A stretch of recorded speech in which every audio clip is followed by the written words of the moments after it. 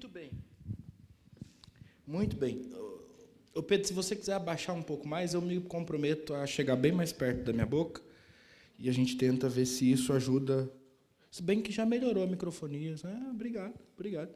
Mas ele estava bem alto. Vamos abrir as nossas Bíblias em Josué 24? E a gente vai ler do verso 29 ao verso 33.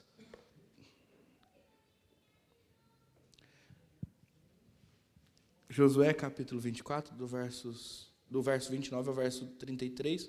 As crianças que ficaram já pegaram lá atrás o negocinho, né? Gabriel e Gael, vocês pegaram? Então, beleza, daqui a pouco a gente fala do que vocês vão desenhar. Eu acho que hoje vai ser legal. Vamos pensar nisso. Eu vou ler aqui, tá bom? Depois dessas coisas, Josué, filho de Num, servo do Senhor, morreu com a idade de 110 anos. Foi sepultado na sua própria herança, em Timnat-Sera, que fica na região montanhosa de Efraim, para o norte do Monte Gaás. Israel serviu ao Senhor, ou o Senhor, todos os dias de Josué e todos os dias dos anciãos que ainda sobreviveram por muito tempo depois de Josué e que sabiam de todas as obras que o Senhor tinha feito por Israel. Os ossos de José, que os filhos de Israel trouxeram do Egito, foram sepultados em Siquém, naquela parte do campo de Jacó, ou que Jacó havia comprado dos filhos de Amor, pai de Siquém, por 100 peças de prata, e que veio a ser herança dos filhos de José. Morreu também Eleazar, filho de Arão, e o sepultaram em Gibeá, cidade que pertencia a Finéia, seu filho, e que tinha sido dada na região, ou que lhe tinha sido dada na região montanhosa de Efraim. Até aqui, vamos orar? Senhor, nós te agradecemos pela sua palavra e te pedimos que o Senhor, em nome de Jesus, fale conosco. Como o nosso irmão presbítero Dioclésio já pediu, que nós saiamos daqui modificados e cheios do teu Espírito. Pai, em nome de Jesus, que as palavras dos meus lábios e o meditar do meu coração sejam agradáveis a ti, porque o Senhor é a nossa rocha e o nosso Redentor. Amém. E amém. Muito bem, crianças, vamos começar por vocês. Hoje vocês vão desenhar um ônibus cheio de passageiro, mas sem motorista. Sim, um ônibus cheio de passageiro, mas sem motorista. Não, andando. A questão é como é que esse ônibus anda, não é verdade? Agora, enquanto elas começam a usar a imaginação para desenhar esse ônibus, daqui a pouco ele vai fazer sentido, a gente vai se lembrar de quando a gente tinha o hábito de ler jornal, e aí alguns que tinham aquela curiosidade um pouco mais mórbida, adoravam ler uma seção do jornal que se chamava Obituário. Já viu? Aquela que continha o nome das pessoas que morreram naquele dia que passou, então na última semana. E era interessante porque no interior de Minas, essa tradição talvez ainda seja preservada, porque o nome das pessoas que morreram, eles são colocados primeiro na rádio. Então, alguém morria na igreja lá em Santa Rita, a dona Leni, que era esposa do seu Décio, uma figura, uma delícia ser pastor da dona Leni. Aí ela virava para mim ou para alguém que estava ali perto, já mandou pôr na rádio, vou ligar na rádio para avisar que fulano morreu. Mas também a gente tinha a prática de a funerária imprimir uns cartõezinhos assim e pregar nos pontos mais estratégicos da cidade, dizendo, olha, a família comunica o falecimento de fulano. Eu não sei se lá em Piuí é assim ainda. Seu Jamil? Ainda tem essa prática? Lá em Santa Rita a gente tinha essa prática. E eu imagino que essa prática é mantida até hoje.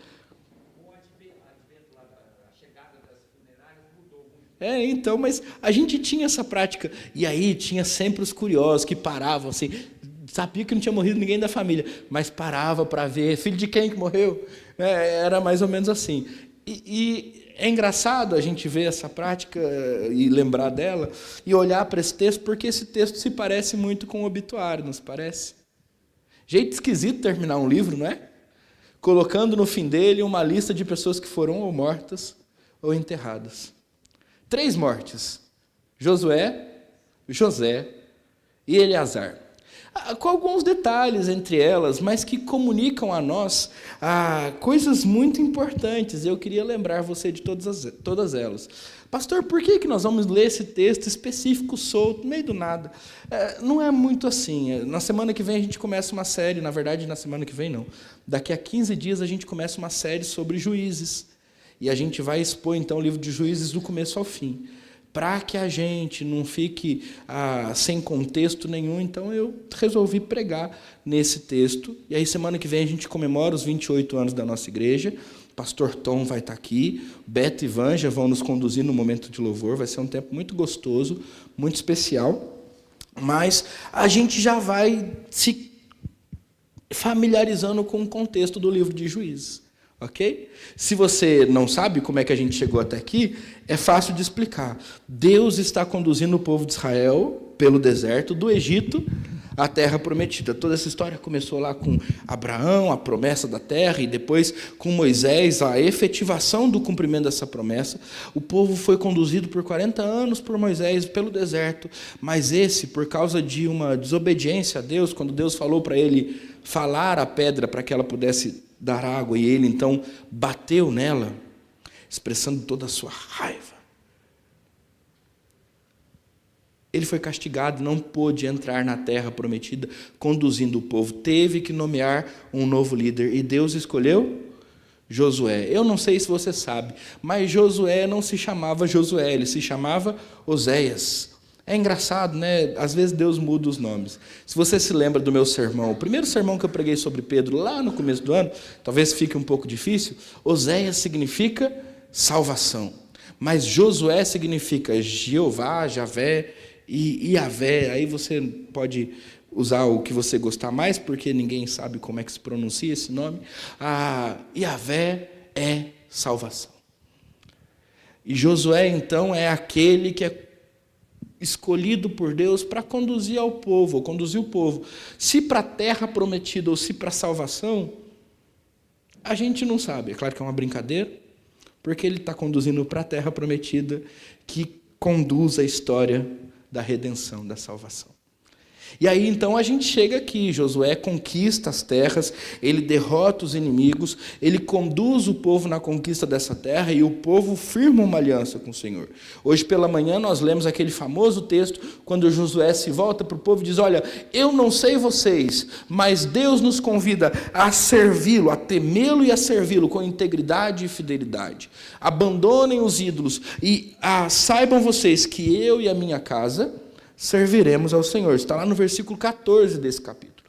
E agora, então, nós somos comunicados que esse caminho chegou ao fim. Esse caminho chegou ao fim. E aí a gente fica pensando um pouco nisso, né? Eu pelo menos, fiquei pensando um pouco nisso. E eu pensei que o título do meu sermão podia ser: no fim, os mesmos recomeços. Porque apesar do fato de que, quando nós olhamos para esse texto aqui e nos concentramos nesse momento da história, a gente possa pensar: bom, a história da conquista da terra prometida chegou ao fim.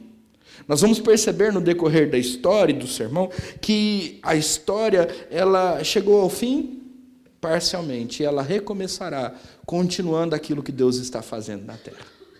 É importante a gente entender isso para que a gente entenda também as lições que esse texto pode nos trazer.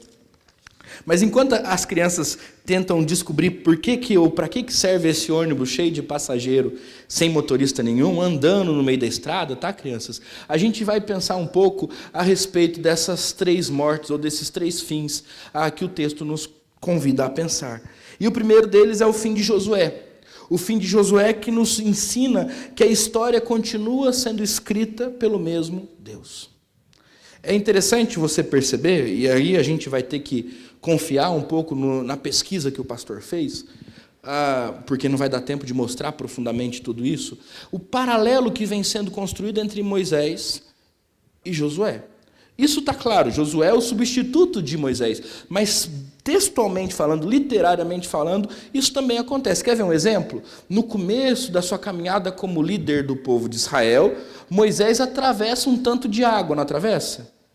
Onde que ele atravessa? O mar Vermelho, ou Mar dos Juncos. E Josué começa a sua caminhada e parece que ele também tem que atravessar, não um mar, mas um rio, o Rio Jordão.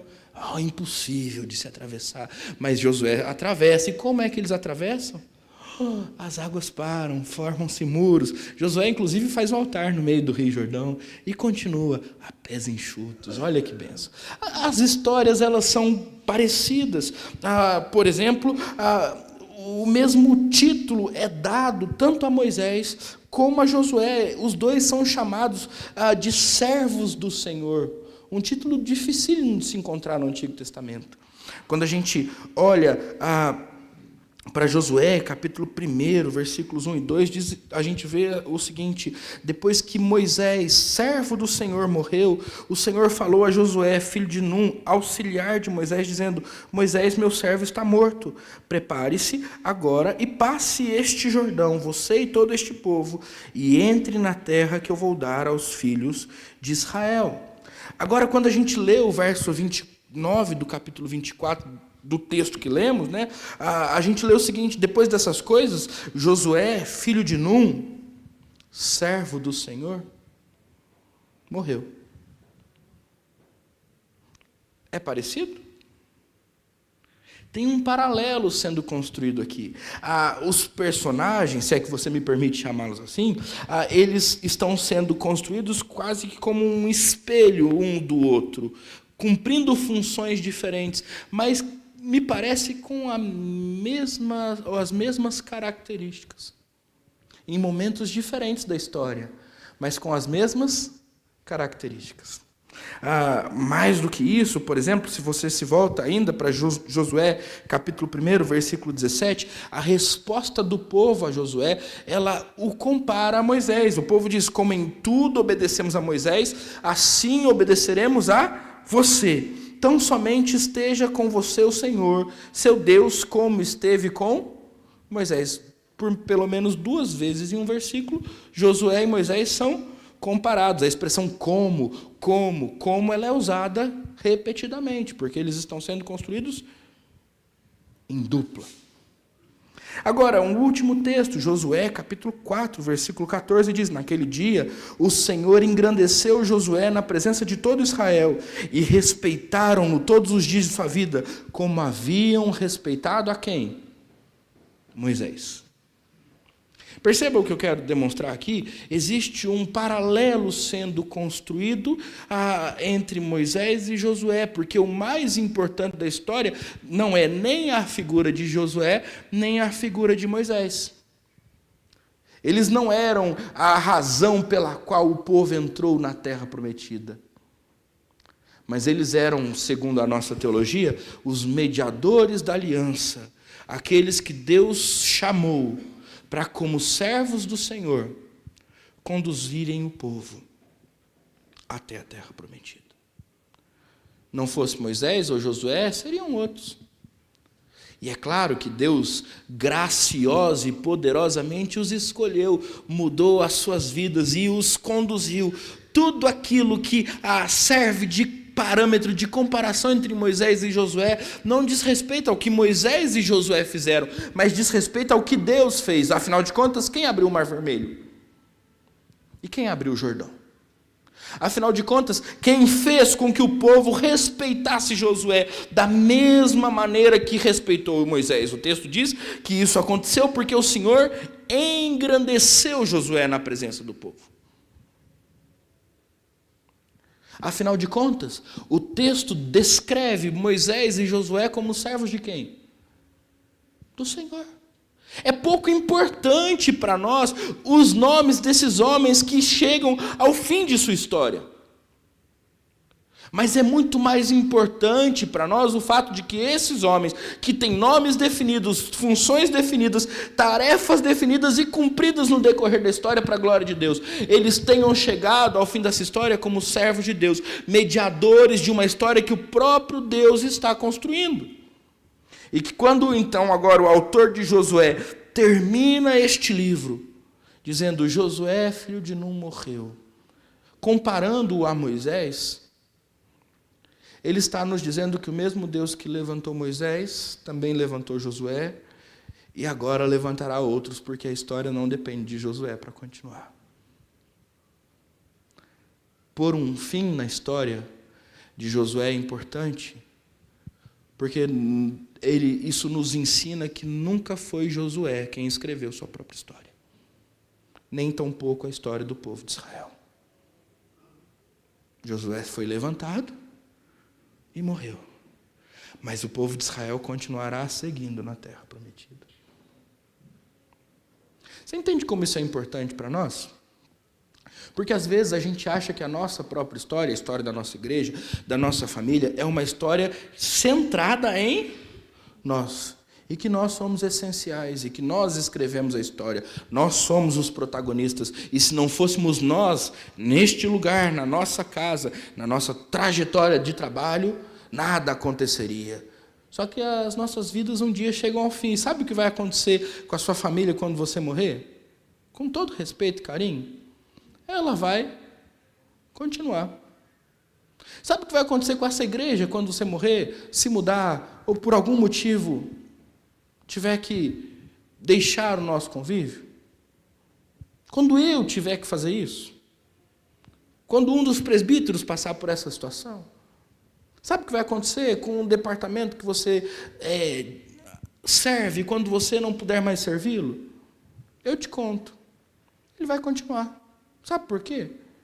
Porque a nossa história, ela não é escrita por nós mesmos. Nós não somos os protagonistas. E quando a nossa história chega ao fim, Deus continua escrevendo a sua grande história.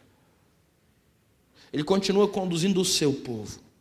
E nós descobrimos que, de certa maneira, porque Timóteo diz que há um só mediador entre Deus e os homens, e esse é Cristo, nós fomos apenas intermediários da graça de Deus aos homens.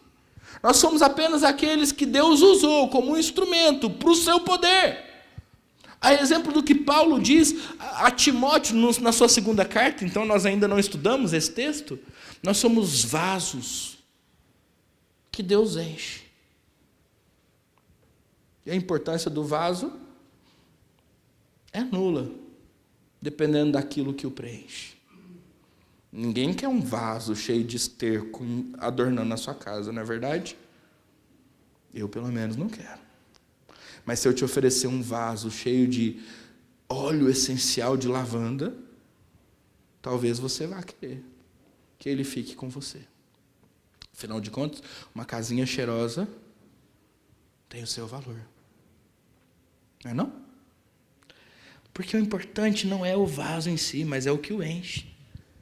O importante não é o que eu fiz na história da minha vida, mas é o que Deus fez através de mim. E é isso que o fim da história de Josué nos comunica. Comunica que a história continua sendo escrita pelo mesmo Deus, apesar de os mediadores serem diferentes. Foi Moisés, já tinha sido Abraão, tinha sido Noé, também Adão, e agora é Josué. Daqui a pouco vai ser Sansão, Débora, Gideão. Daqui a pouco nós veremos Saul e Davi. E depois os profetas. Será que são eles mesmos? Ou é Deus através deles? O fim da história de Josué nos mostra isso. A história é escrita pelo mesmo Deus através de homens diferentes. E quando a história de Josué termina, a história de Israel está pronta para continuar. Não despreze o fim de ciclos, meus irmãos. Às vezes a gente precisa deixar as coisas se encerrarem para que elas possam recomeçar de uma nova maneira. E a nossa dificuldade em fazer com que isso aconteça é porque nós queremos controlar as coisas, achando que elas estão debaixo das nossas mãos. Quando Deus soberano nunca perdeu o controle da história. Às vezes é importante deixar as coisas irem, sabendo que Deus vai continuar escrevendo sua história. E eu não estou querendo te incentivar a não resolver seus problemas. Resolva todos eles. Mas se tem um ciclo fechando, entenda que é o Deus que escreve a história que está fazendo com que ele se feche. Se um Josué morreu, entenda que a história continue. Josué ficou, mas agora é você. É você quem Deus vai usar. A segunda morte, ou o segundo fim, é o fim de José. E ele nos ensina que Deus continua cumprindo as suas promessas. O verso 32 diz que agora os ossos de José, que os filhos de Israel trouxeram do Egito, foram sepultados em Siquém, naquela parte do campo que Jacó havia comprado dos filhos de Amor, pai de Siquém, por 100 peças de prata, e que veio a ser a herança dos filhos de José. Como eu disse, a história nem sempre foi escrita por Josué. Houve um período da história do povo de Israel em que ela foi escrita por José. E lá no Egito, não na Terra Prometida, esse José foi usado, você sabe, como um grande governador para cuidar e preservar o povo de Israel. Numa época de fome, em que provavelmente o povo de Israel seria exterminado, não por um grande inimigo, mas pela seca. Deus usou José, dando-lhe o poder de interpretar sonhos, para que ele pudesse livrar o povo de uma grande destruição. Então, os irmãos de José, juntamente com seu pai e toda a sua família, foram levados até o Egito, e debaixo da autoridade de José, eles foram cuidados por Deus. No fim de sua vida, Gênesis capítulo 50, versos 25 e 26, José faz um pedido aos seus filhos, ou aos filhos de Israel. O texto diz assim: José pediu aos filhos de Israel que fizessem um juramento dizendo: Deus certamente visitará vocês. Quando isso acontecer, levem os meus ossos daqui. José morreu com 110 anos de idade. E eles embalsamaram o seu corpo e o puseram num caixão no Egito. Mas não o enterraram. Um detalhe curioso: com quantos anos Josué morreu? E com quantos anos José morreu? Deve ter alguma coisa relacionada, não deve? É por isso que eles estão aqui. Porque a graça de Deus escreve a história à sua maneira e nos ensina que não existem coincidências. Josué e José são expressões desse mesmo Deus soberano na história. Mas no caso de José especificamente, o seu fim, ou o fim de sua história, nos ensina que Deus continua cumprindo as suas promessas, não apenas escrevendo histórias, mas cumprindo suas promessas. Meus irmãos, por que é que José pede aos filhos de Israel que levem os seus ossos? Por quê? Afinal de contas, ele era alguém poderoso no Egito, ele poderia ter a sua própria pirâmide, não poderia? Ele foi um grande salvador daquele povo. Ele construiu celeiros que os protegeram da fome. Ele foi um homem que só teve acima de si o próprio Faraó. Tudo bem, talvez a pirâmide de José não fosse tão alta, não tivesse tanta coisa assim, mas eu acho que se eu fosse José, talvez eu pensasse em comprar uma pirâmide e construí-la para mim. Ele tinha poder para isso, tinha recursos, todo o Egito e todos os escravos do Egito ao seu dispor. No entanto, ele fez um pedido diferente: olha, me levem daqui, porque Deus vai visitar vocês, e quando isso acontecer, não se esqueçam de mim. José cria na promessa de Deus. José cria nas palavras que Deus dirigiu a Abraão, seu bisavô. José cria que esse Deus que havia feito promessas ao seu bisavô era o mesmo Deus que levaria o povo de Israel do Egito até a terra prometida. Então ele não titubeia, ele não duvida, ele em nenhum momento acha que o Egito é o melhor lugar para ele ficar na sua morte. E ele diz: quando vocês forem, porque vocês vão, porque Deus vai visitar vocês, e eu creio nisso, levem os meus ossos. E aí o capítulo 13 de Êxodo, verso 19, diz que o povo escuta o pedido de José. E agora Moisés, o texto diz, levou consigo também os ossos de José, pois este havia feito com que os filhos de Israel jurassem solenemente, dizendo: olha só, Deus certamente visitará vocês. E não é se isso acontecer, é quando isso acontecer, levem os meus ossos daqui. Quando a gente vê os ossos de José sendo enterrados na terra prometida, olha o filme que está passando na cabeça daqueles que o enterraram. Bom, a gente era um povo escravo, em terra estranha, e Deus nos visitou. A gente era um povo errante no deserto. E Deus nos amparou. A gente era um povo estranho em terra de inimigos e Deus nos deu a terra. José já sabia disso. E ele me pediu e nos pediu para que nós o enterrássemos aqui. O fim da história de José nos comunica que Deus cumpre as suas promessas. Será que nós temos essa fé? Eu acredito que não. Nós somos aqueles que duvidam das promessas de Deus. Essa é a verdade a nosso respeito. Nós somos aqueles que não dizem quando acontecer, nós dizemos se acontecer. Eu não estou nem falando de coisas materiais e existenciais, do tipo, se eu for curado, ou se eu for empregado, ou se eu ganhar uma promoção, ou se alguma coisa acontecer. Eu não estou dizendo disso não, mas eu estou dizendo do sentimento que nós temos, por exemplo, de que Deus não nos visita mais.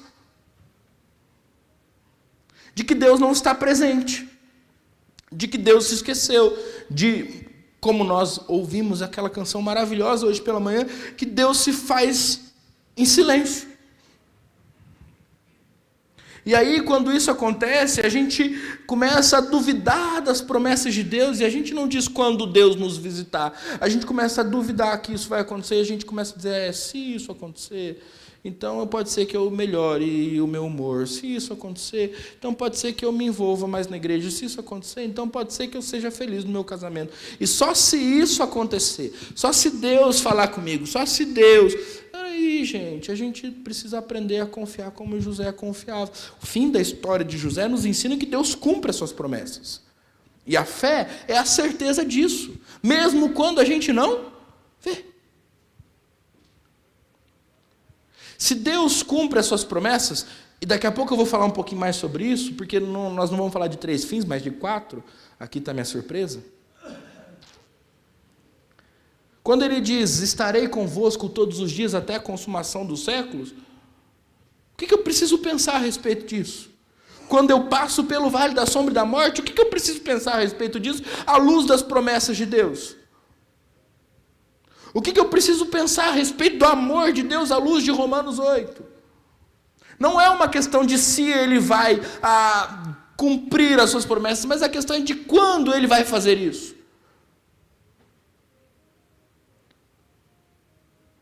Não é uma questão de se ainda inventarão algo que seja capaz de nos separar do amor de Deus, porque a Bíblia diz que nada pode nos separar dele.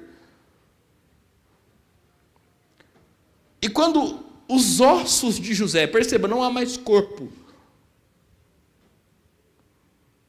não há mais sentimento, não há mais ninguém que de alguma maneira possa carregar uma memória própria a respeito de José, só as histórias que são contadas a respeito dele. Quando esses ossos desse grande homem da história de Israel são enterrados num campo que o próprio pai dele comprou, nos é anunciado de que Deus visitou o seu povo e que ele os conduziu até a terra prometida e cumpriu as suas promessas. Não é uma questão de si, é uma questão de quando. Em terceiro lugar, a gente pode pensar nos ossos, ou melhor dizendo, no corpo inteiro de Eleazar, não é? O fim de Eleazar nos ensina uma coisa muito importante. Deus continua visitando as gerações do seu povo. Olha o verso de número 33, ele diz assim, morreu também Eleazar, que é filho de Arão.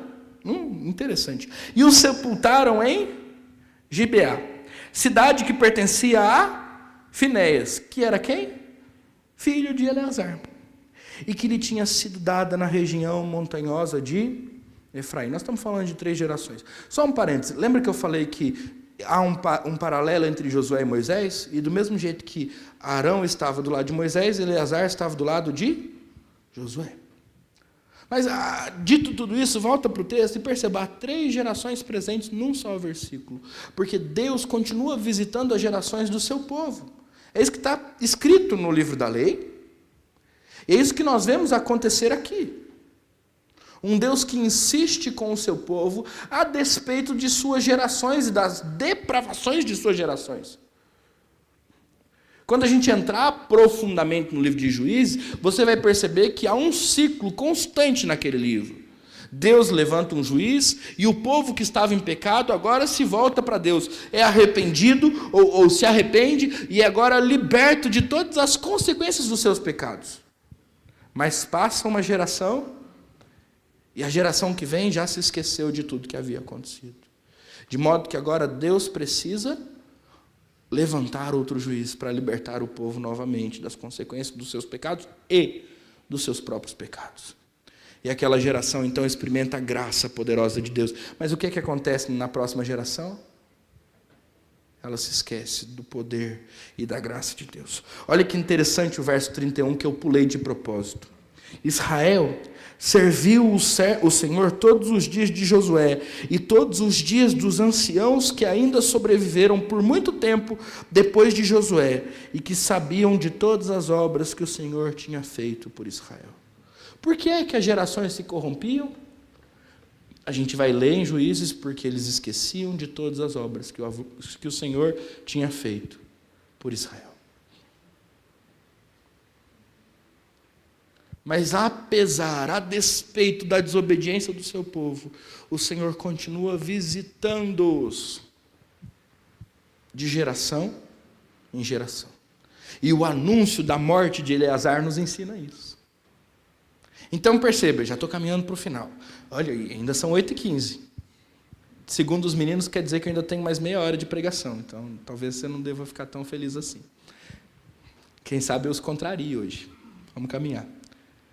A morte de Josué nos ensina que a história vai continuar sendo escrita por Deus, porque ela nunca foi escrita por Josué, ou por Moisés, ou por Abraão, ou por José. Ela sempre foi escrita por Deus, mediada por esses homens. Eles foram mediadores de uma aliança, mas nunca os detentores dela. A morte de José nos ensina que Deus cumpre as suas promessas, que não é uma questão de se ele vai fazer, mas de quando ele fará.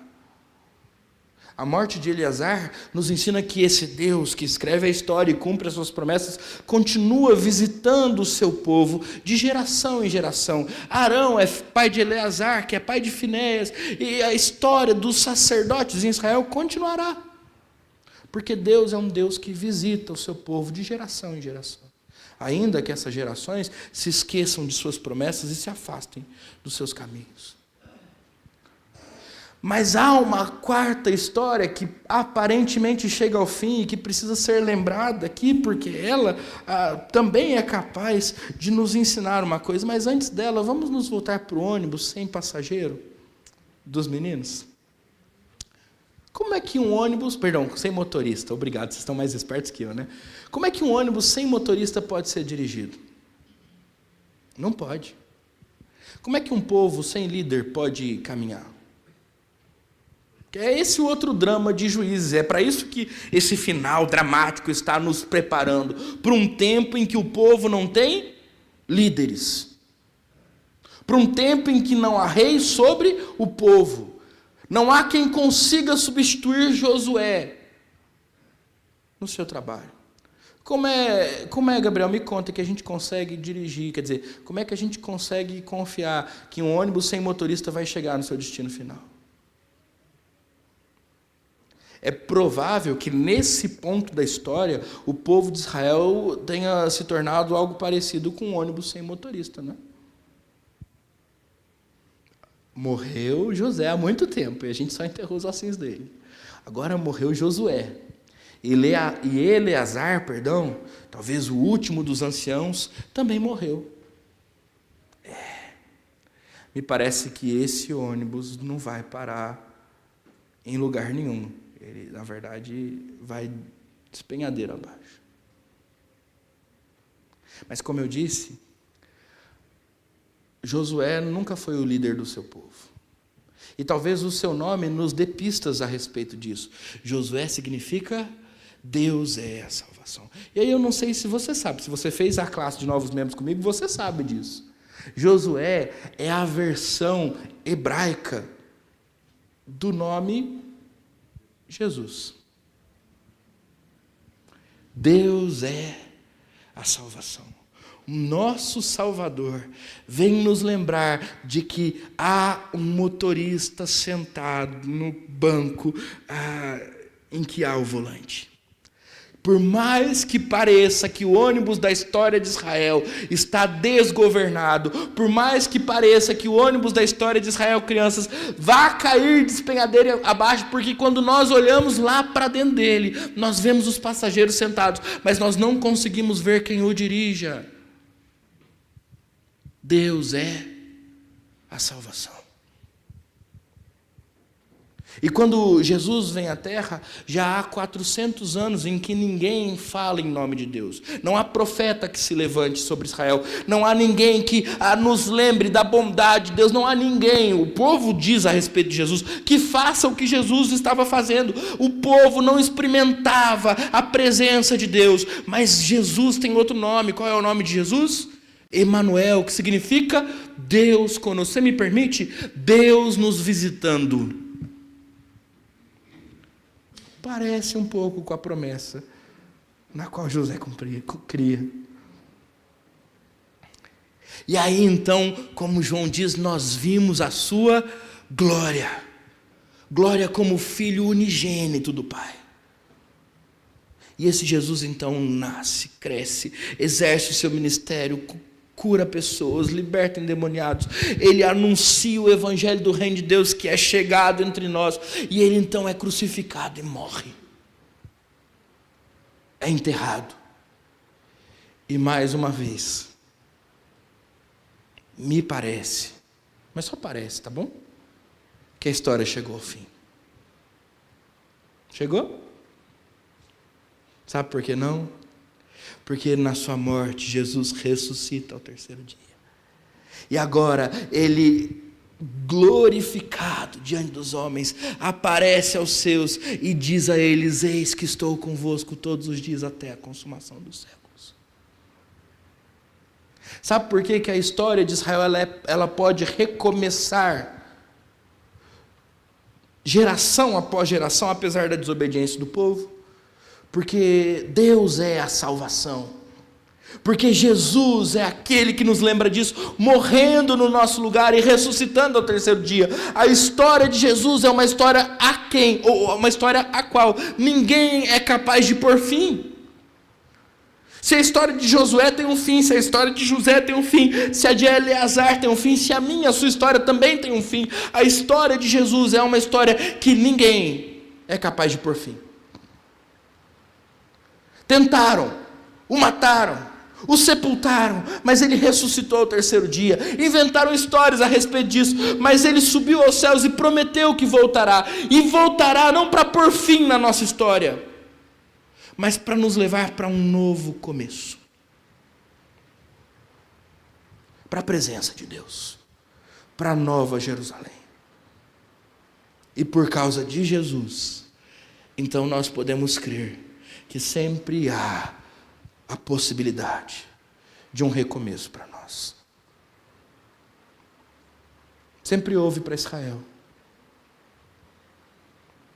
Sempre houve para o povo desobediente que se desviou dos caminhos do Pai. Sempre há para nós, a sua igreja. E aí eu preciso te perguntar, talvez você precise recomeçar essa semana, né? A gente ouviu e foi desafiado muito ontem a respeito do fato de que nós, como igreja, precisamos recomeçar e fazer coisas que glorifiquem a Deus do começo ao fim. Por exemplo, trabalhar e discipular pessoas com as nossas vidas e com o desejo de levá-las a Cristo. A gente precisa recomeçar nisso. E Deus é bondoso em Cristo e nos dá a oportunidade de reconhecer que nós temos falhado nisso e recomeçar a partir de agora. Mas talvez, como pessoa, como indivíduo diante de Deus, você chegou aqui carregando pecados e longe dos caminhos do Senhor, e você também precisa recomeçar. Então reconheça que a história não depende de você, e que você não é o umbigo do mundo. O mundo não gira em torno de você, ele gira em torno do Deus que é a salvação. Reconheça que Deus cumpre as suas promessas, o glorifique por isso. Reconheça que Deus está te visitando. Então, por causa de Jesus, recomece. Porque essa é a história de Juízes, a história de um povo que incansavelmente precisa recomeçar. E só pode recomeçar por causa de Jesus. O único a quem não conseguem parar e não conseguem pôr um ponto final na sua história. É por causa de Jesus que a gente está aqui. E é por causa de Jesus que a gente pode olhar para tudo isso que a gente daqui a pouco vai olhar e dizer: Senhor, como é que o Senhor reinava no meio dessa bagunça toda? Como é que o Senhor conseguiu passar um tempo sem destruir esse povo idólatra, desobediente, maldoso? E aí a gente vai olhar para Jesus e vai dizer: é por causa dele. Porque Deus é a salvação. E a salvação se fez carne, habitou entre nós. E nós vimos a sua glória. E ninguém pôde pará-lo, nem mesmo a morte. A história de Josué chegou ao fim. A história de José chegou ao fim. A história de Eleazar chegou ao fim. Até mesmo esse sermão chegou ao fim, antes das 8h30. Mas Jesus e sua história não tem fim. Ele é o alfa e o ômega. O começo e o fim. Aquele que era, que é e que há de ser ou de vir. Que Deus nos abençoe. E que o nosso coração seja cheio da esperança que vem da verdade, de que a história de Jesus sustenta as nossas histórias. Amém? Então vamos orar. Senhor, muito obrigado, porque o Senhor é bom. E a fidelidade do Senhor nos alcança de geração em geração. Sua misericórdia dura para sempre. E em Jesus Cristo nós temos a oportunidade de recomeçar. Pai, obrigado porque nessa noite o Senhor nos convida a crer no fato de que o Senhor escreve a nossa história. Crer no fato de que o Senhor cumpre as suas promessas. Crer no fato de que o Senhor visita as nossas gerações. O Senhor nos convida a nos arrepender dos nossos pecados e a crer no fato de que em Jesus nós podemos recomeçar. Pai, em nome de Jesus, esse é o desejo do nosso coração. É por isso que nós estamos aqui, porque nós somos aqueles que, em muitas áreas de suas vidas, em muitos momentos, precisam recomeçar, precisam reconstruir, precisam, Pai, de um novo ciclo. E nós só conseguimos isso em Jesus Cristo. Portanto, Pai, nós te pedimos, em nome de Jesus, sonda o nosso coração. E mostra aos nossos corações onde é que nós precisamos voltar a acreditar nas suas promessas. Onde é que nós precisamos abrir mão de escrever a história para que o Senhor escreva através de nós. Onde é que nós precisamos ser visitados pela sua presença. Em Cristo Jesus. E é em nome dele que nós oramos, Pai. Amém. E amém. E agora, irmãos, que a graça do Senhor Jesus, o amor de Deus o Pai e as consolações ternas do Espírito Santo estejam sobre vocês. E sobre vocês permaneçam hoje e sempre. Amém. E amém. Amém.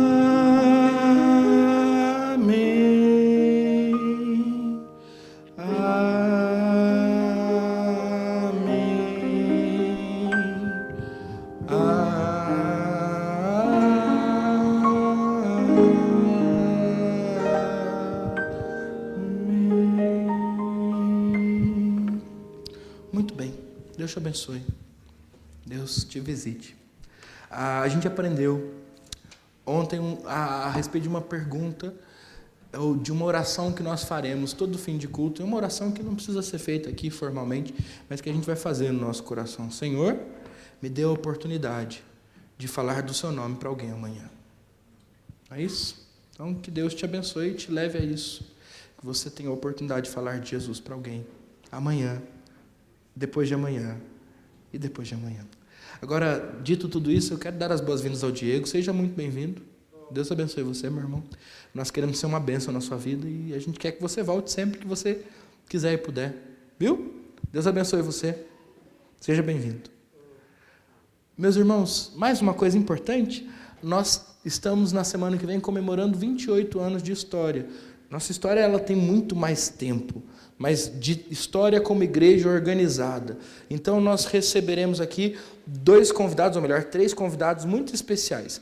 O louvor na semana que vem vai ser conduzido pelo Beto e pela Vanja. Pastor, quem são Beto e Vanja? Beto é um pastor presbiteriano que está aqui na nossa região, um missionário da PMT, está trabalhando com cuidado de missionários. E por muito tempo ele foi um dos músicos da banda Logos, do Paulo César. Se situou, mais ou menos?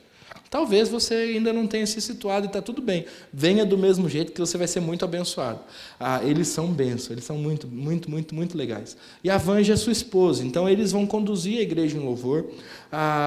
E eu gostaria de convidar você a convidar outras pessoas para isso. Não só eles, mas também o Tom, que é um pastor auxiliar lá da Igreja Presbiteriana da Penha, o pastor Wellington, o reverendo Wellington, né? Que está se preparando para ir para a Bolívia no começo do ano que vem, como missionário entre os bolivianos. É engraçado como Deus faz as coisas, né? O Tom ele veio para a Penha e ele começou a trabalhar com os bolivianos que estavam no estado de São Paulo, na cidade de São Paulo, perto da região da Penha. Ele é o pastor dos hispânicos na Penha. E Deus agora o chamou para ir à Bolívia e pregar aos parentes e familiares daqueles que ele conhece aqui no Brasil. E vai ser uma bênção conhecer o Tom. Eu já o conheço, tenho certeza que para você vai ser uma bênção conhecê-lo e ver o que Deus está fazendo na vida dele e ouvir a palavra de Deus através da sua vida. Então, vai ser um tempo muito especial e eu queria te convidar a convidar outras pessoas para que essa igreja esteja cheia e para que nós possamos também aproveitar esse momento para festejar e fazer com que outras pessoas conheçam a nossa igreja também. Tá bom? Então, teremos Santa Ceia. Vai ser um culto muito festivo. Eu estou economizando agora para poder gastar semana que vem, né? Então, estamos terminando às 8h30. Semana que vem, porque vai ser um tempo especial, a gente termina um pouquinho mais tarde. Vai ser uma bênção. E a gente não vai precisar nem reclamar, porque vai ser tão gostoso que a gente não vai nem ver o tempo passar. Tá bom? Então, que Deus abençoe você, que você tenha uma semana abençoada. Não se esqueça, ore pedindo a Deus que te dê a oportunidade de falar do nome de Jesus, de anunciar o Evangelho para alguém e convide outras pessoas para estar aqui também. Tá bom?